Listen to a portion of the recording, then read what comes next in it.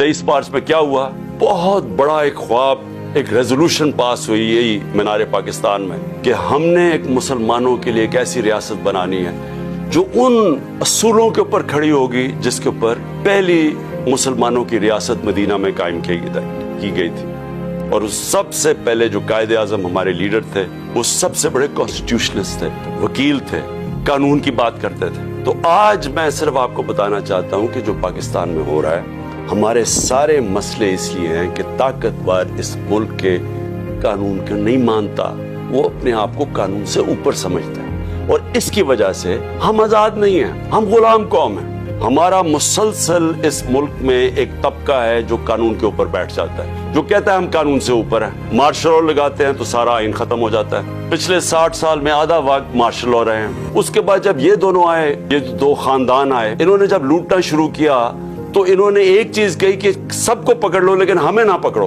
क्योंकि हम कानून के ऊपर हैं। यहाँ आदत पड़ गई है पिछले 60 साल में कि अगर मैं ताकतवर हूं तो मैं कानून के ऊपर हूं, मुझे किसी की जरूरत है पकड़ने की। जो पाकिस्तान में हो रहा है, मैं सिर्फ आपको समझाना चाहता हूं कि जिस मुल्क के अंदर कानून की हुक्मरानी होती है वहां ऐसी चीजें नहीं हो सकती।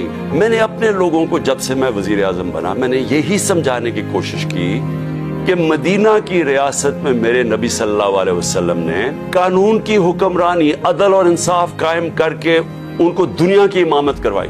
जो बुनियाद रखी थी रियासत की वो अदल और इंसाफ पे रखी थी। तो ये याद रखें कि जो हकीकी आजादी है, एक तो अंग्रेजों से हमने आजादी ली, अपने होते हुए यहाँ हैं पाकिस्तानी ऊपर, लेकिन हम गुलाम हैं। आजाद कौम वो होती है जिधर कानून की हुक्मरानी होती है, रूल ऑफ लॉ होता है।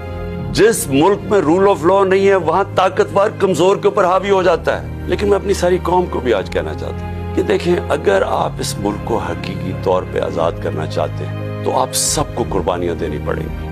कभी भी आजादी कुर्बानियों के बगैर नहीं मिलती। जो छोटा सा तबका कब्जा करके बैठ जाता है, चाहे वो बैरूनी ताकत हो, चाहे आपके अपने कब्जा ग्रुप हो जो ऊपर बैठ गए हैं, अगर आपका किसी का ख्याल है कि ये जो कब्जा ग्रुप आराम से छोड़ के चला जाएगा, गलत फहमी में ना रहे। आजादी के लिए कुर्बानी और जदोजहद देनी पड़ती है। देखें, ये खौफ जो है ना, ये फैलाया जा रहा है, ये लोगों को पकड़ धकड़ और ये और वो और जलील करने की कोशिश कर रहे हैं, ये अपने आप को जलील कर रहे हैं। आपने किसी ने इससे खौफजदा होके अपनी आजादी की तहरीक से पीछे नहीं हटना, क्योंकि ऐसा मौका शायद आए ना, ये तहरीक उधर पहुंचेगी जिधर हम अपने आप को ऐसे एक वो पाकिस्तान बनेगा जिधर हमें कोई खौफ नहीं होगा कि हमारे ऊपर कोई जुल्म कर सके।